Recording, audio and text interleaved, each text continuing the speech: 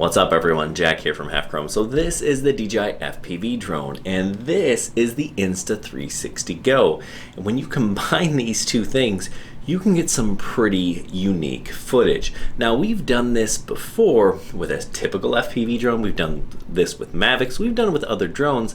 And because this camera is so small, you can mount it on the drone, behind the drone, in front of the drone, on the side of the drone, and get some footage that you just can't get any other way. So if you want to see how we did this, stay tuned.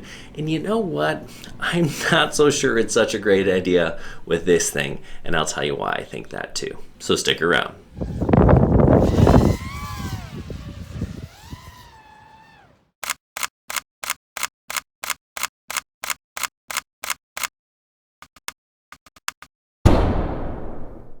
All right, so we're gonna get this thing up in the air, got the Insta360 behind it. You can also see the view from the goggles. I'll kind of toggle back and forth between kind of a picture-in-picture and a side-by-side, so you can kind of see what the video looks like from the drone.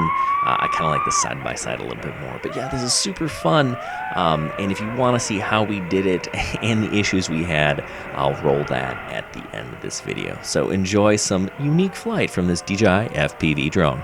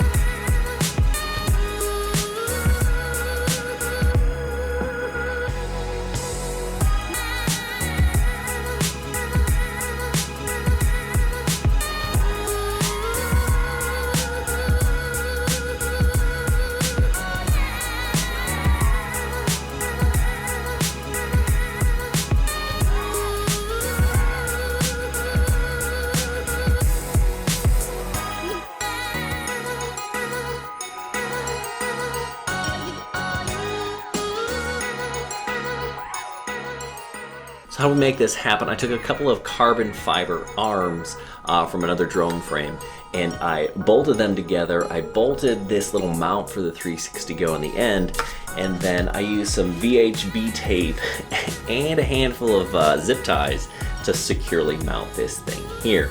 And then you can use the software to kind of adjust the angle so that it's just right. Now this Insta360 GO has FPV stabilization built in, but I actually turned that off because I wanted to see the drone roll rather than the horizon. If I turn the FPV stabilization on, it keeps that horizon nice and straight. Now this is actually the original Insta360 GO. This will work just as well, if not better, with the Insta360 GO 2. You get a little bit better of an image. You can see that is kind of the limitation of the original, but it's still really nice. It's actually a little bit smaller, a little bit lighter, and really good for 3-inch drones. And even you can get this thing on some whoops even. It's that light, 18 grams. That's pretty awesome. But, you know, like I said, I don't know that I would recommend it with this particular drone, at least not in the way that I mounted it. Mounting it here on the bottom was fine flying in acro, but accidentally I bumped the pause button, and when I did that, these sensors were picking up this carbon fiber here, and the drone was really hard to control. Actually, at one point, I couldn't even get it to move. I had to let the wind push it out of the way, and then it was fine. You can see it's like basically stuck right over this tree. I couldn't get it to go forward or back. It's just kind of popping up or down. I'm trying to get the wind to push it. I couldn't get it back into manual mode. Chris is yelling at me. Just not a great experience here. And, you know, couldn't get it back into sport mode. I can see the branches of this tree, and I don't want to get it stuck, but you know, eventually it just kind of starts to move, and then I can get it out of the way and then just land it. But it's kind of an odd experience for sure.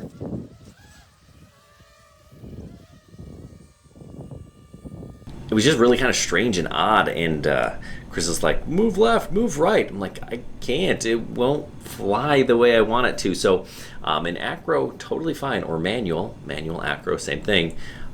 It behaved exactly how I wanted it to, but as soon as I kicked it into normal mode or sport mode, it was a little bit goofy. So I guess I could mount this up on top somehow, perhaps. That might solve that problem.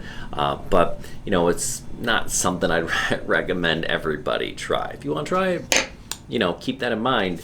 It may affect the way that it flies. So we've been putting out a handful of videos. We got a few more, got some filters. I'll give you my full opinion after I get a few more flights in on this thing, but I am starting to like this a whole lot more than I thought I would and that I initially did. So that is kind of interesting. If you found this interesting, click that like or subscribe if you haven't already. And if you want a free drone, we give one away to a Patreon subscriber at least once a month. And we've got lots of other fun stuff on our live stream, so you're gonna want to check those out as well. If you haven't already taken a look at our website, halfchrome.com, you'll want to look there. We've got 3D models, prints, things that go with this drone and others there, as well as a handful of articles where if you want to read about some of these things or get some more detail, we've got that for you. Hey, good luck and happy flying.